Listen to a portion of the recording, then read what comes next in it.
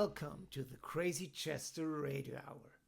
I'm your host, Andreas Werner, songwriter, composer, and record producer with a Muscle Shoals heart.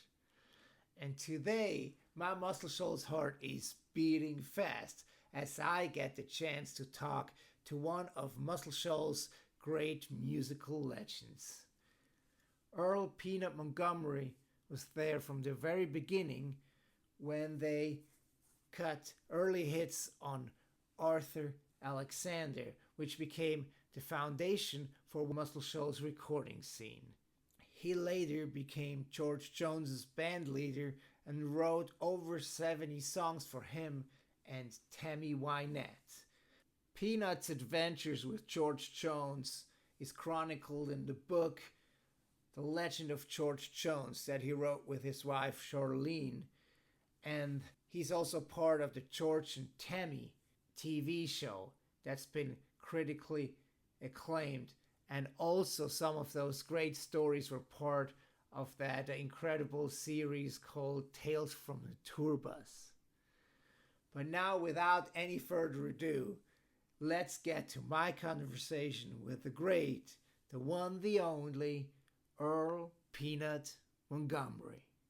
Peanut, thank you so much for being my guest on the Crazy Chester Radio Hour. I've been a fan of yours for a long time, for your songs, and I'm so just thankful that you've kind of adopted me a little bit, and you've been always super gracious whenever I'm around, and you show me your old studio, and I really appreciate that. So thank you very much. Well, you're just more than welcome, and thank you for doing this podcast here with me. You're welcome. So let's kind of start at the beginning, because I know you're not the only musical soul coming out of your family. What was like growing up like as far as you getting like interested in music? What are like some of your early memories that may include music? Well, my dad led singing in the Methodist church, and my mother, she could play a guitar a little bit, and my dad could play a guitar, and then my brothers, they played guitar. And then, of course, Melba, she's been associated with the Grand Ole Opry in Nashville and places for many years.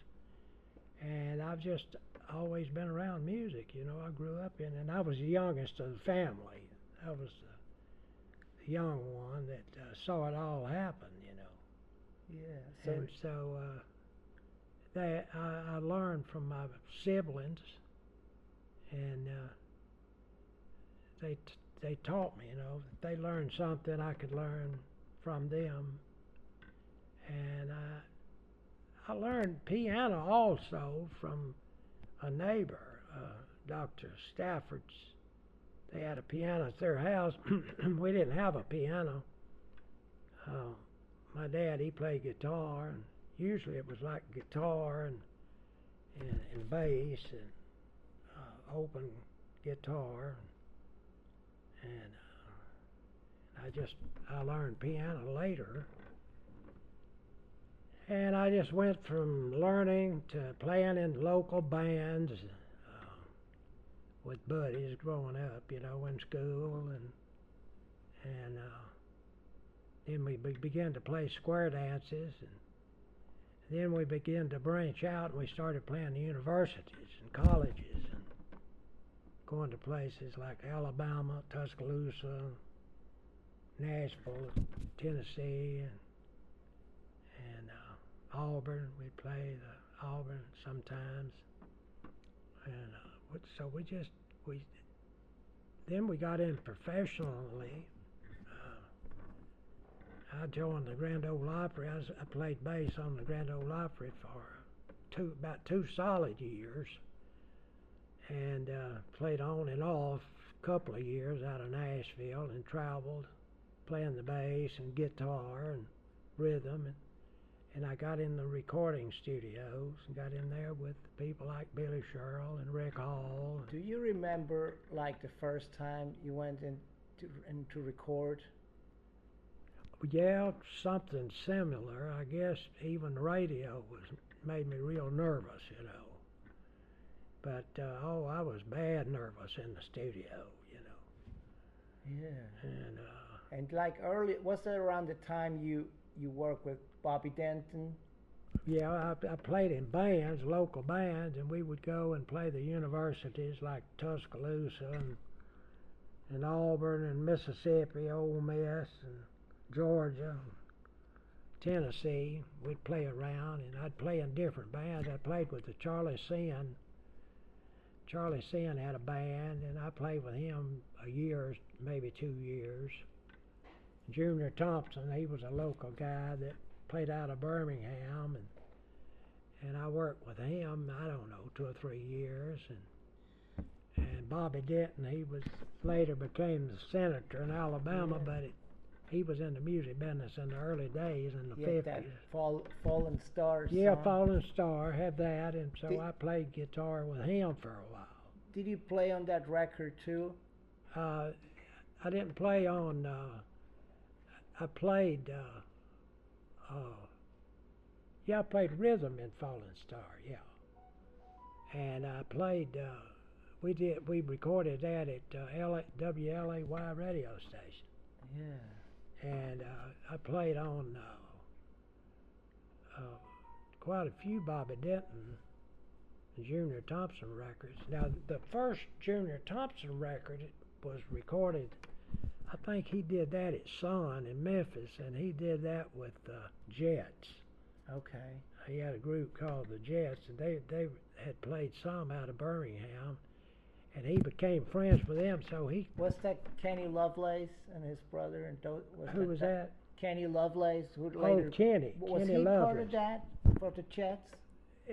It was his cousins. His cousins. Yeah, okay. They were cousins, like Kenneth Lovelace and Jimmy Lovelace. I think Jimmy was the bass player in the early days, and Kenneth was, I think he played the piano and fiddle. He later became a very good fiddle player, violin. And played with Jerry Lee Lewis, among other people. Yeah, he played with Jerry Lee Lewis, yeah. And so we just all kind of played, you know, in bands all together, you know, and just learned from each other, I guess. Yeah. As we grew up, and then got in it all real professional and began to write songs and do publishing and doing it big time then, you know. Yeah. So how did you get involved with kind of that first iteration of fame? Because you were part of that first rhythm section too, with David Briggs, Norbert Putnam, and Jerry Kerrigan. There was a guy, Terry Thompson. Guitar player. Oh yeah, and he was very good. He was the best around, you know. Well, Kelso Hurston was real good too. And but now Terry was he was the picker, you know, and we all learned from him. But we couldn't play as good as he could. But did you play acoustic on a lot of that stuff? No, I played more acoustic, I guess, than I did electric lead. Yeah. I played on a lot of the rhythm, you know. But Terry was like ahead of his time, I guess. He unfortunately passed away pretty young, didn't he? Yeah, drugs. Yeah, they sent him to Dothan, Alabama, to rehab, and they gave him some kind of medicine down there that interacted with him, and it killed him. He died down there, never came back. But I think, didn't he write that song, A Shot of Rhythm and Blues? A Shot of Rhythm and Blues. I think he wrote that with maybe Tom Stafford. Okay. Maybe. And you had an early Arthur Alexander cut too, didn't you? Yeah, Arthur, and You Better Move On. Yes, but you wrote one of his early songs too. Didn't you write Sally Sue Brown? Yeah, Sally Sue Brown. Yeah. I like that song. Look who's back in town.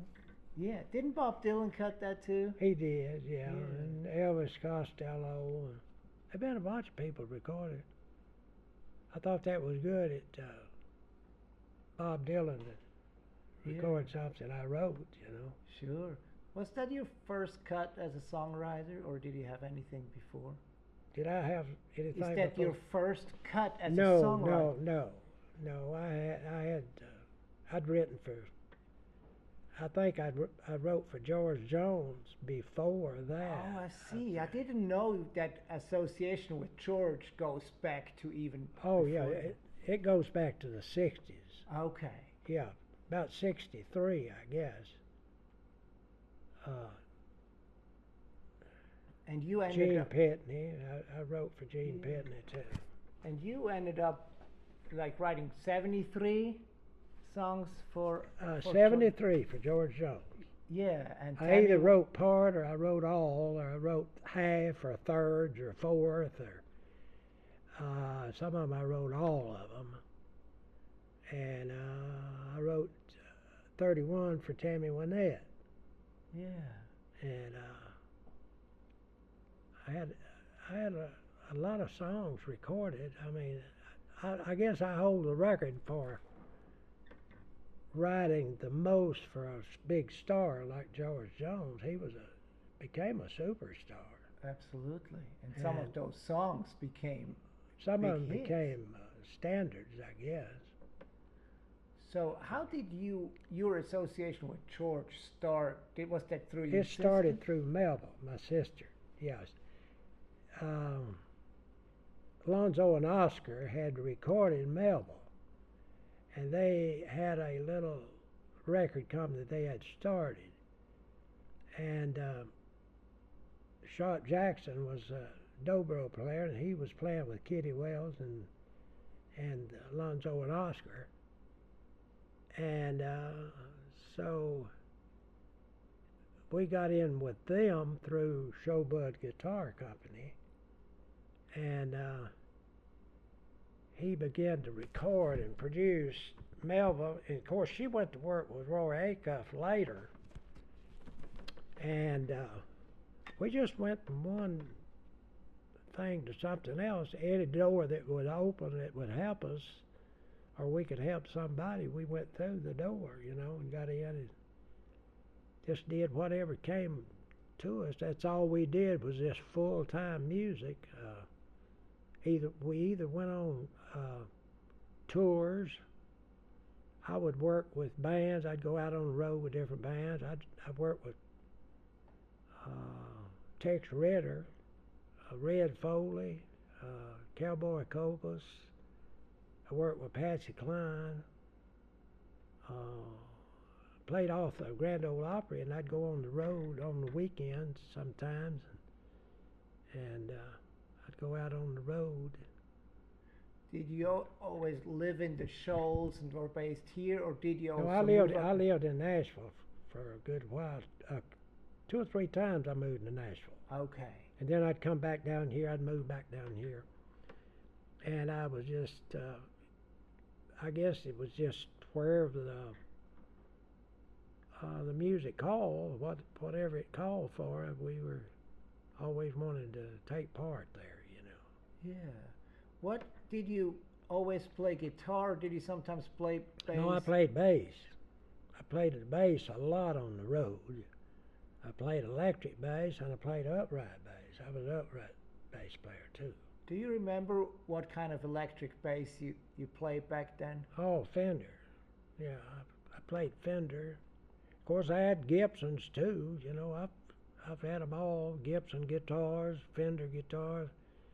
To me, the best guitar made is a Strat, Okay. Stratocaster. Yeah. I've played them all and own them. You know, I've got different guitars, but the Strat is I don't know. It's one thing. Jimi Hendrix played a Strat. I thought he was one more guitar player. You know. Oh yeah, absolutely. He was kind of So you would even listen to that kind of stuff too. You were not just listening to like Oh, I country just and listened. R&B. I listened to everything. I listened to a lot of the rock people. Some of them played. Of course, I've got a Les Paul, Gibson Les Paul, but to me they were heavy. They're heavy, and I used to play lots of dances. 4-hour dances, and we'd play an hour and off 15, or play 2 hours and take a 15-minute break or something. And after a while, that Les Paul gets heavy on the shoulder if you stand up, and I preferred Strat. I've got tellies, but to me, a Strat is one of the best guitars. Get more versatile sound out of them. Yeah. You know.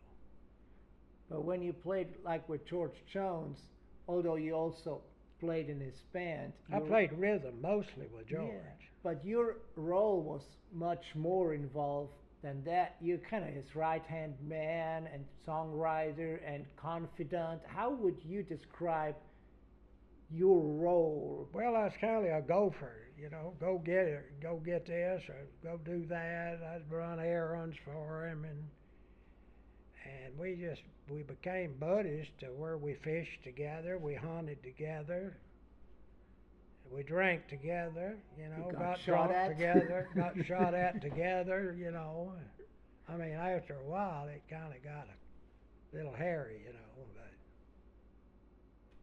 but little wild at times. But he was like, as far as popular, I mean, he was about as popular as he got there for a while. That must have been in the 80s. I guess the 80s and 90s he was. Okay.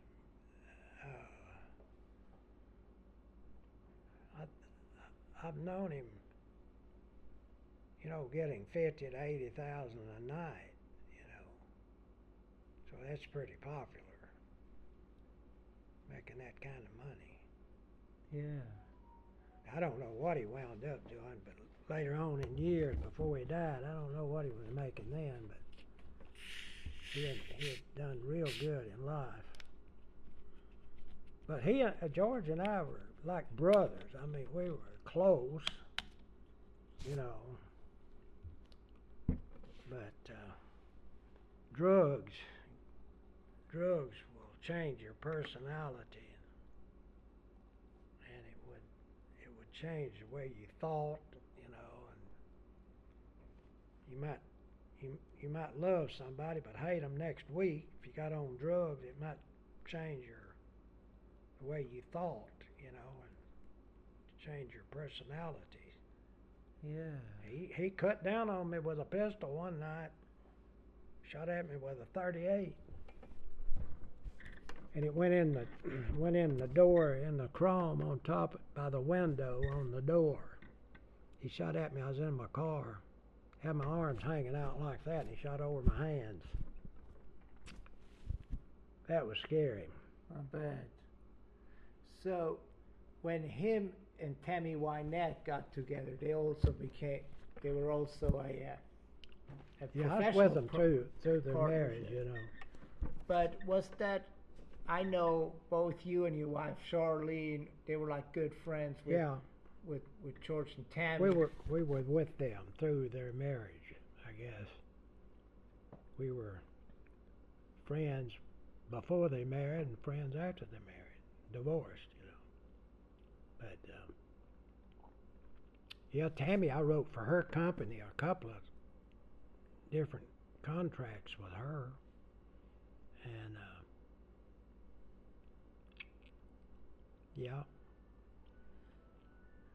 but So, one friend of yours that we lost a couple, 3 years ago, I would like to ask you about, because he was a dear person to me too, and that's Dallas Frazier. Oh Lord, he was like a brother, He and I were close as brothers, And we wrote, we fished together, hunted together, ran together, drank together, got drunk together, went to church together. We both became preachers in life later on. That's right. Around the same We time? both got ordained about the same time, I Yeah. guess. That's pretty And incredible. It's like, that was kind of, I guess, also your way out of the, let me say, not so healthy lifestyle. right, yeah. I know for him too, he Yeah. like had some of the similar issues, I think. And then that was Well, he like, had written some. He had written some super songs, you know. He and I wrote some hits together.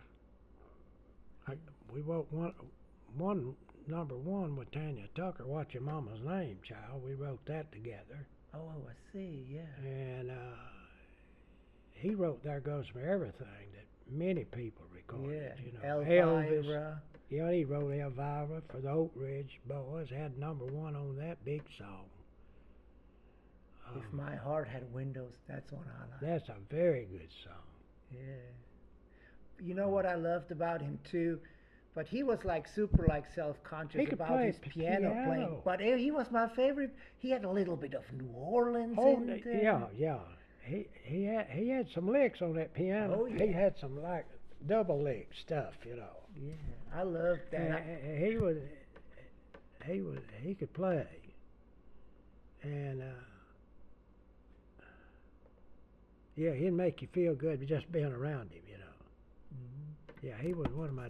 He's like a brother to me. His wife Sharon is great too. Oh yeah. So you wrote California Cottonfields with him. I did. Do you remember how that anything about how that came about?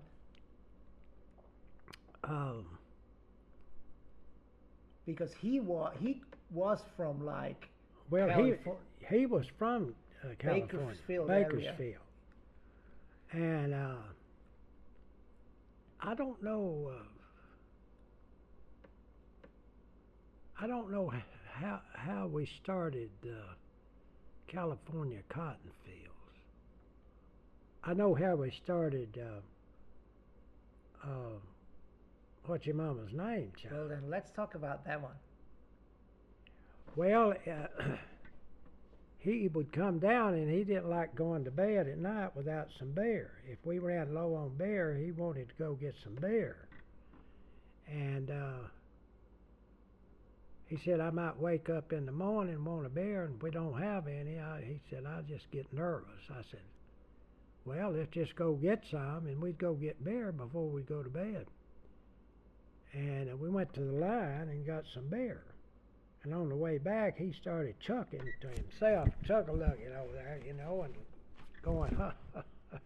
He thought of something funny, and I said, what are you laughing about, Dallas? He said, I was just laughing about this old man had an illegitimate child, and she was somewhere around Memphis, and he kept going down there trying to find her. And he'd go up to every little girl, and he'd say, what's your mama's name, child? And then he'd laugh, you know. And we said, we decided that might make a good idea for a song, you know, actually write a song about it, and we did. We wrote it. And we had a number one with Tanya Tucker with that. And other people recorded it too, so we did good with it. When you wrote it, did you have any particular artist in mind? Not really. But I was writing at the time. I was doing like appointments with Tanya, you know, and Billy Sherrill. We had appointments to come up to start recording. And she was super young still then. Yeah, she was young. I think she was 13 or 14. She might have been 15. It's more like 13 or 14 when she recorded. I know Delta Dawn was about 13, I think, when she recorded that. Yeah, that is a good song too. I know when you got inducted into the Alabama Music Hall of Fame a few months ago, that's one of the songs we chose to represent you. What's Your Mama's Name? Yeah. Yeah. And it still holds up really well, you know. Yeah. That's great. You know, you have so many songs who kind of stood the test of time. You know, that's not a lot of people like can say that, because it seems like, okay, they might have been a hit, but then they didn't last as well. But like a song like that, or California Cottonfields, or Sally Sue Brown, people still listen to those songs today. And Yeah. I think that's like the best what you can. Yeah, I wrote One of These Days that Emmylou Harris did. She That's had right. one of her signature songs.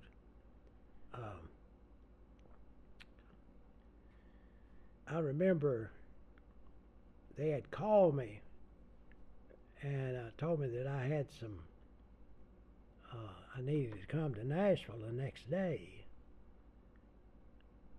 and plan on being there for a couple of days and pitch some songs. And I was living in a house, had a basement.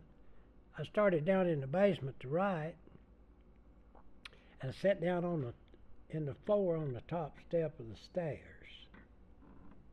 and I started singing One of These Days. I said to myself, I won't have to worry about doing this one of these days, you know. I said, because they kind of put pressure on me, you know. The publishers, they would call me, say, so-and-so's recording, you need, Barbara Mandrell's recording, you need to get up at Nashville and bring some songs, or Hank Jr. or somebody. And so I sat down on the top step, and I started saying, one of these days, I won't have to chop. I thought, one of these days I won't have to chop no wood. I won't have to do anything, you know. So I started saying it. I use that in contrast to that I wouldn't have to do this, I wouldn't have to do that, I wouldn't have to do this, I wouldn't have to do that. One of these days it'll all be cut and dried, you know. Get the hay cut and get it dried and get it put in the barn, you know. So that's how I came up with that idea. And you ended writing that by yourself, right? Yeah. Yeah. That's another good one too. And do you remember the song that that when you got inducted into the Hall of Fame, that Randy Owens, the Walking on the Water. Walking on the Water. Yeah, let's all go down to the river. Did you write that by himself, or did you write that with Charlene, your wife? Remember it? No, I wrote it with Sue Richards. With Sue Richards, Yeah. I see. Yeah. Who cut that originally? Did she? Oh, I had a bunch of cuts. Who? A lot you of the remember, gospel people. You remember who the first was?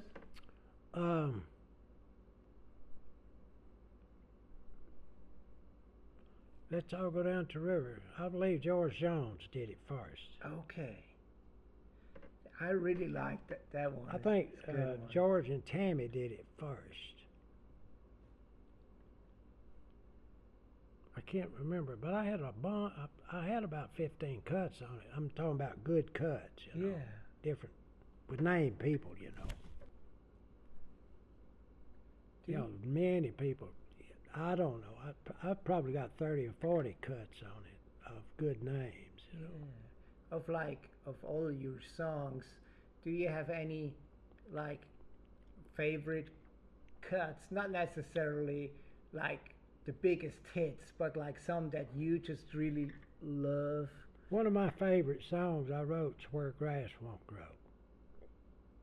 Who did that one? George recorded it. George did? I wrote it about my grandpa, about having a farm in Tennessee. My daddy had a little farm, and I just thought about when I was a kid, used to run over those fields and stuff.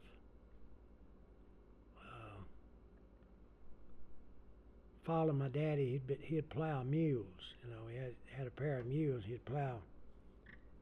I remember I used to follow him barefoot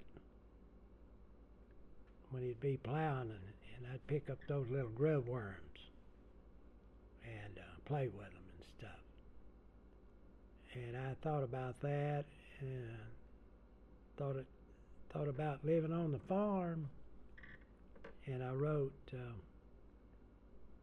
Where Grass Won't Grow. The dirt was clay and was the color of the blood in me. 12-acre farm on a ridge in South Tennessee. We left our sweat all over that land behind a mule we watched grow old, row after row, trying to grow corn and cotton on ground so poor that grass won't grow. That's one of my favorites. All right. So that's a good example of like drawing from like your experience and your surroundings. Drawing from being reared up, raised up, and growing up as a child. Lived on a farm. My dad farmed. He sharecropped. He'd go down and help people on their farms.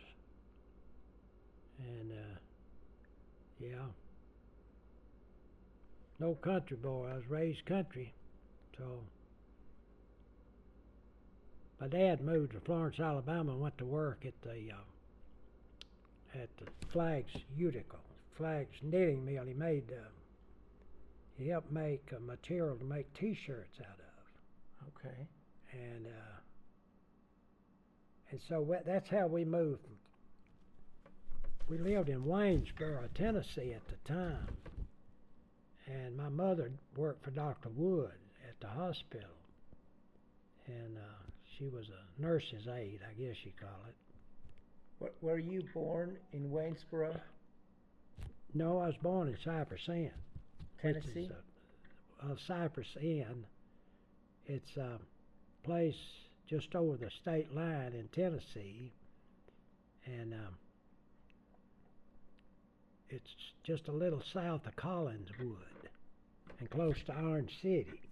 That's where I'm from. That's where I was born. I see. How old were you when your family moved to Florence area?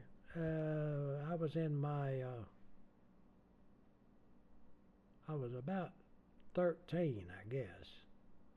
Okay. 12 or 13. Yeah. Who were some of the first musicians you connected around here? With Lyndon Smith, left-handed guitar player named Lyndon Smith, and there was a guy he'd play drums and guitar, banjo, sometimes at the same time. He'd play drums and he'd play high third guitar sometimes. His name was Speedy McNutt. And I began to play in the band with him, and we would do square dances on Saturday night. We'd go even as far as Mississippi, Iuka, Mississippi, and Corinth, and Hamilton, Alabama, Haleville, Alabama, and we'd go around and play Friday nights and Saturday nights, and I'd play in a band, and we just played with different people, So, when you started writing songs, was that so you had stuff to play in your own bands, or was that always with the idea of having a recording artist? I just always wanted to write the song, just write a song. It didn't matter who recorded it or who sang it. And but when I got to be professionally, I wrote directly to artists, I would write I remember they'd have me to come to Nashville and meet with singers, I'd go to Nashville and meet with Barbara Mandrell, Johnny Paycheck, Tammy Wynette, George Jones, Melba, my sister, I'd write a lot for her. Gene Pitney, I'd write for Gene Pitney. And just different people. I'd go and get in the room with them, write with them, and write for them, and talk to them, and they would say things that sometimes I'd make little notes, and I'd come back home and write about things they'd said. So I kind of opened doors for me, you know. Yeah. Was there a point like in your early career where you knew, well, this is going to work, this is going to be a career that's like sustainable? Was there like a moment, or was it just kind of slowly like getting better and more?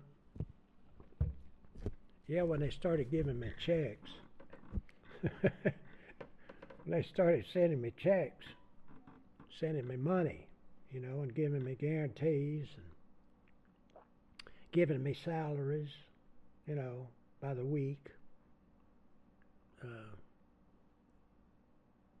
I knew I could make money. I could make a good living. I did.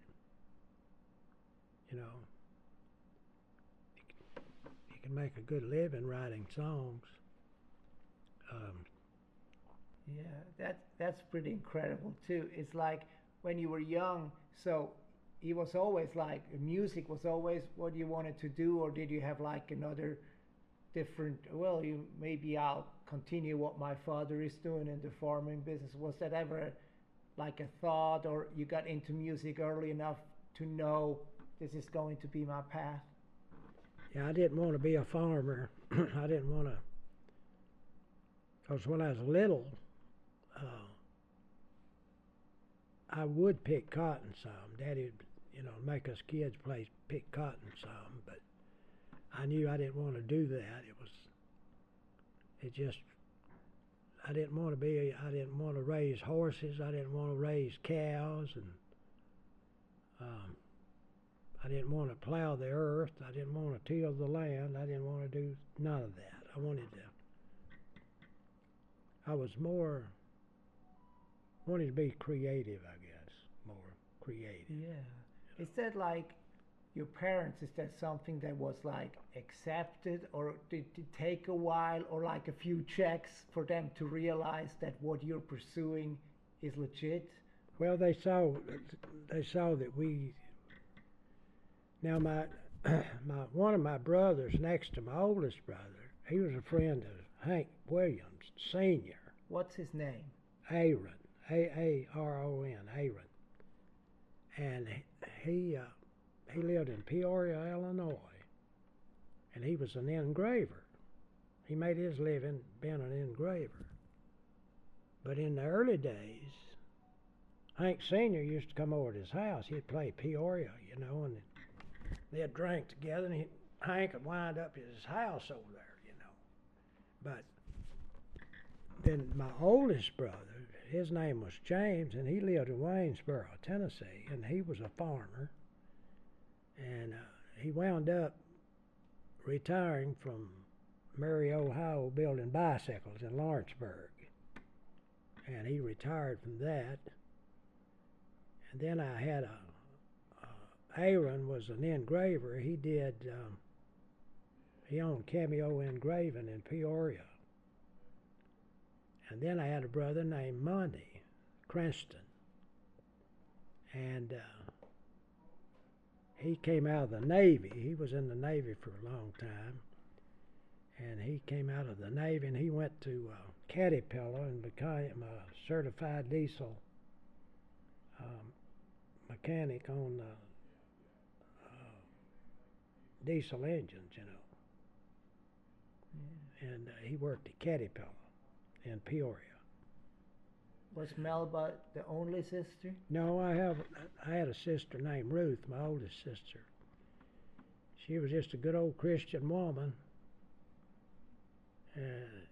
Sang and shouted, you know. But she was a good person. She was my oldest sister. I just lost her a few years ago. And Melba's still living. Melba lives in Nashville. And Melba and I did a lot of stuff in the music together. We wrote songs together. That's about all I've ever done, really. Yeah. But somebody else we need to talk about is your wife, Charlene. Oh, yeah. And for like a rock and roll life like yours, you've been married. How long have you been married?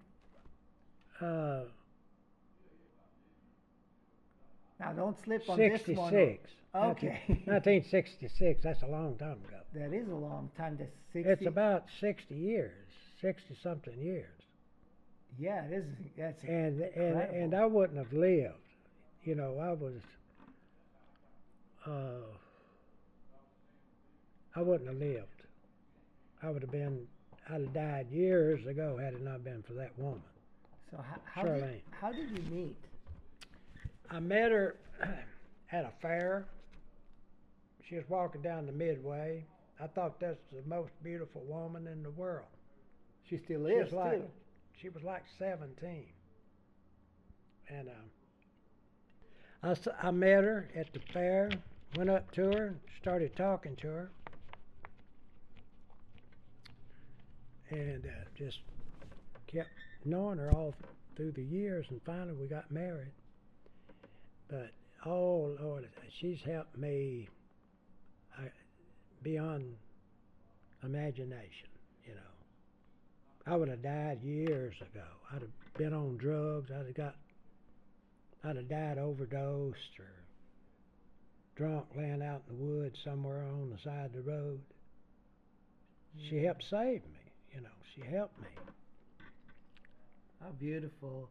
And I know that after you became a preacher, that the two of you went out and kind of toured the gospel circuit together. We used to be full time. Did you make music together prior to your gospel life, or We did. So yeah. how would that? Would you just like sing around the house, or? Well, when when I got saved, I got in the church.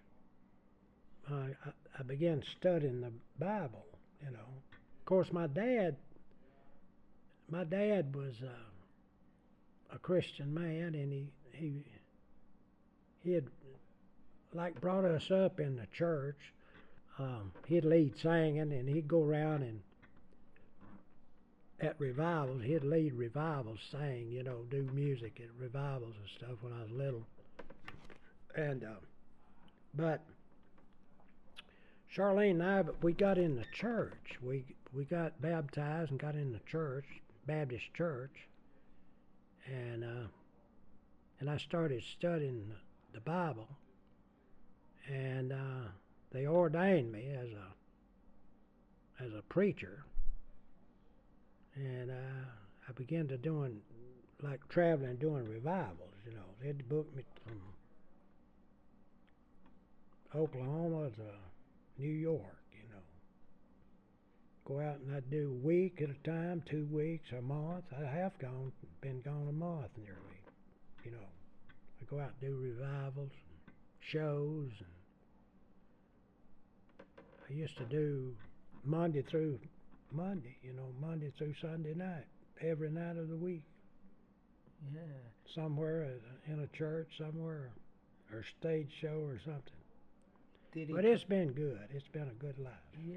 Was it a challenge to write like Christian songs or gospel songs, or was that like coming naturally to you as soon as you tried that? It came natural. I studied. I really put my heart into being what I became, you know. And after you were saved, was there ever a question you would ever write a country song? Did you think, well, now? well, I had a little bit of controversy about. I had a little bit of. I actually quit writing country, you know, per se, country music, Yeah. you know, because that's like cheating and drinking and, you know, like stepping out and Yeah. mistreating your spouse or whatever. So I didn't want to do that. I didn't want to record and write those type songs. And I don't know. I had a lot of turmoil, you know, in my life, you know.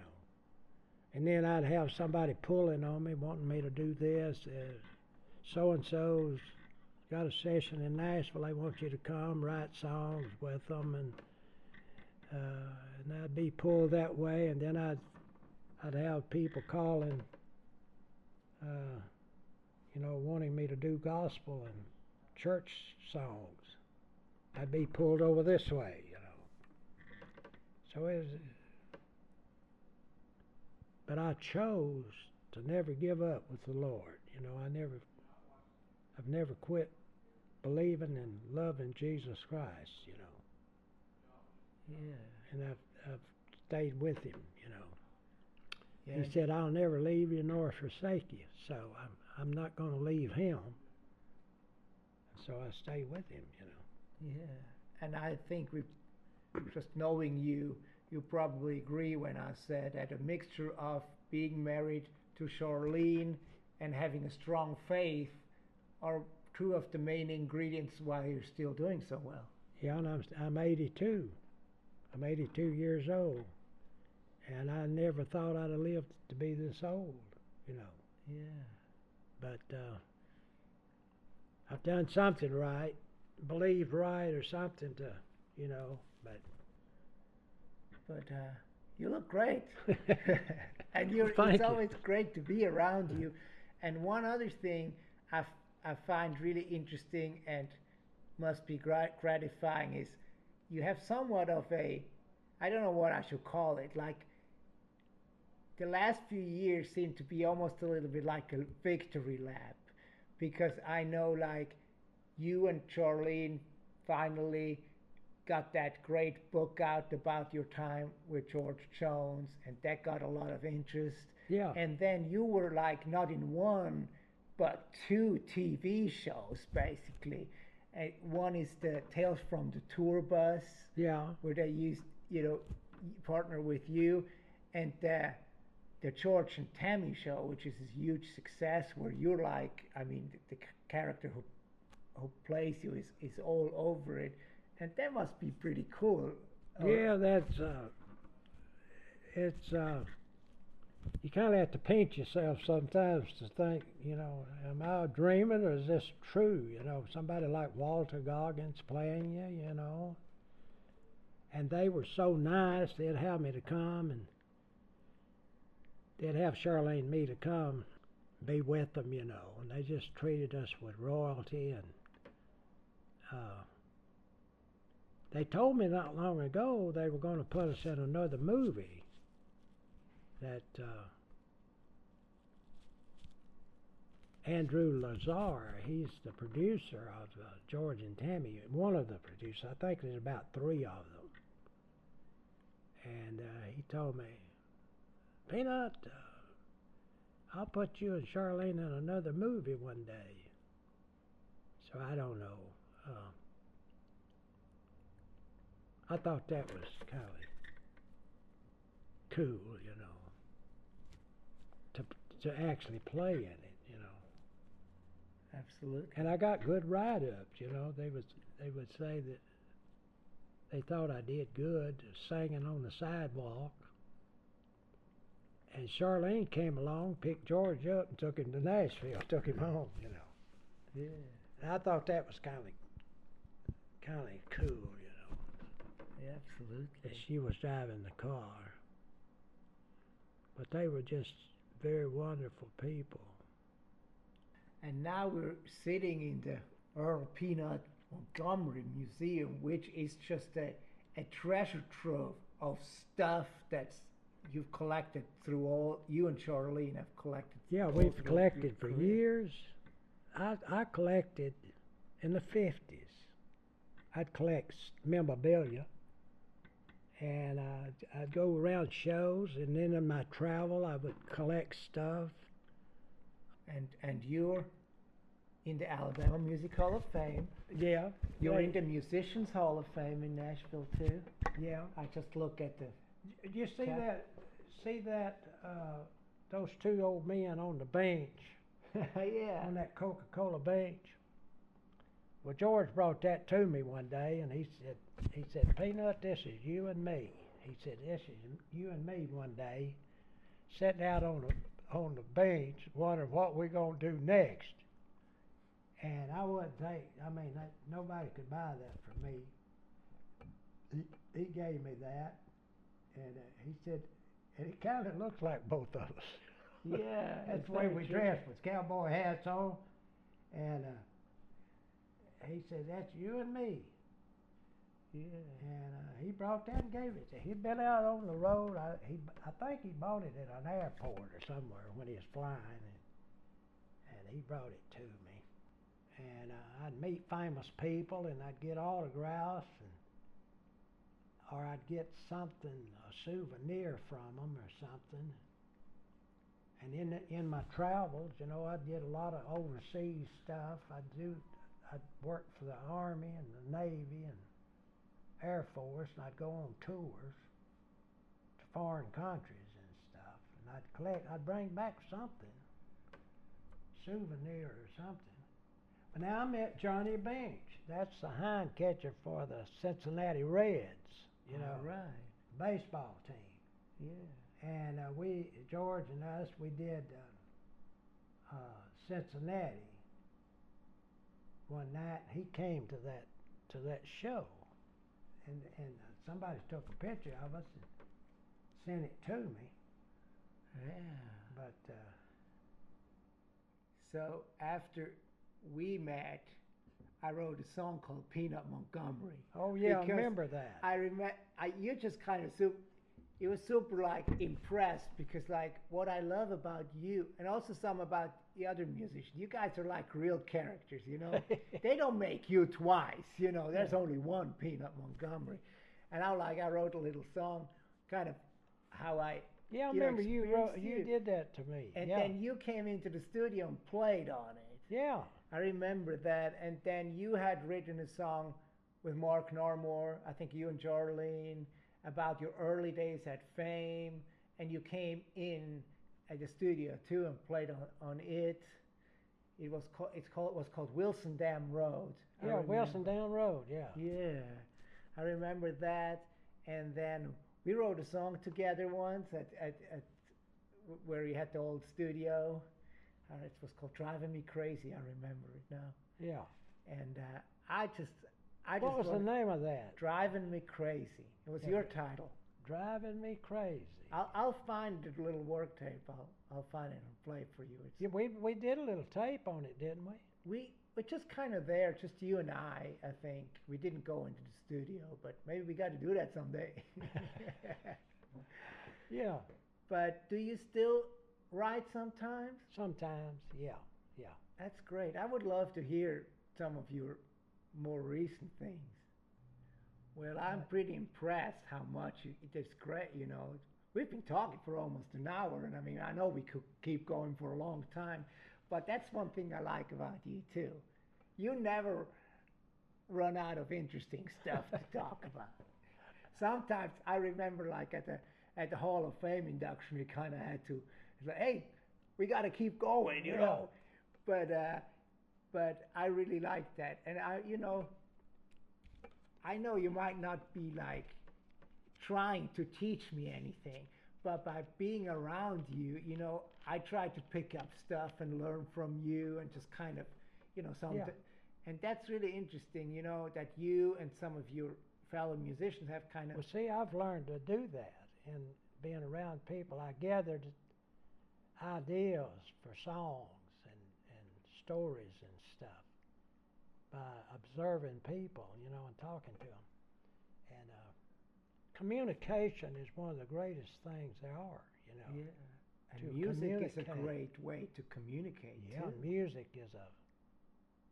music is accepted by everybody.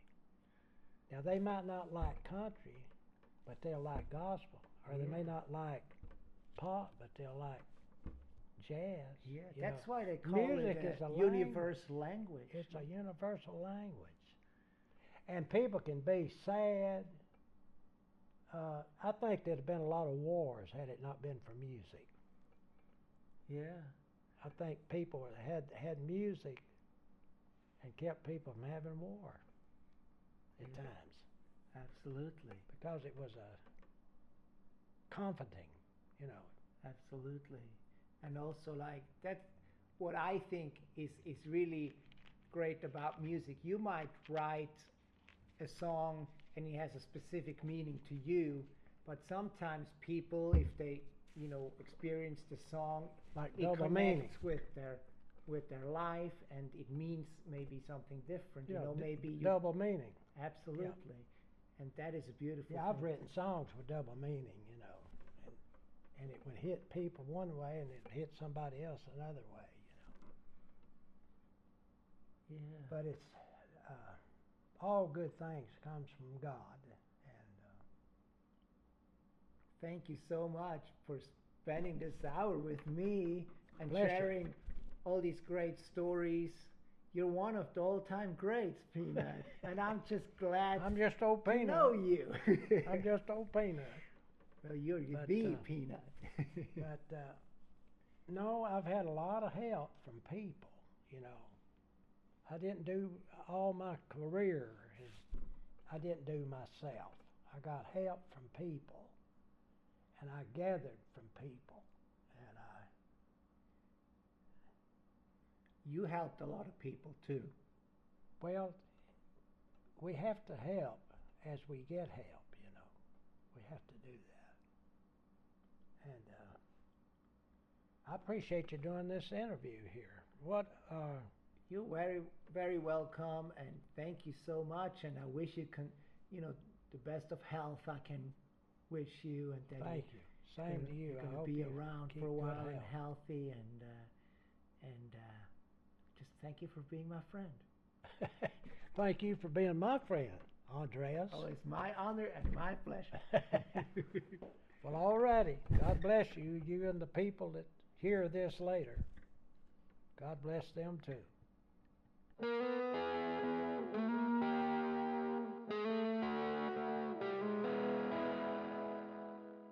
And that was my conversation with Peanut Montgomery. Make sure when you're in the Shoals to check out the Peanut Montgomery Museum in Sheffield, Alabama, and pick up a copy of Peanut and Charlene Montgomery's book, The Life of George Jones. It's spicy, y'all, and you'll enjoy the read for sure.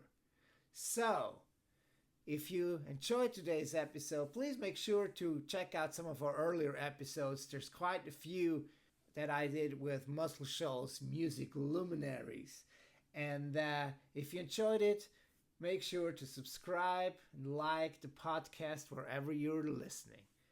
And that's it for today. Take good care of yourselves, and I hope to catch you again next time. See you then.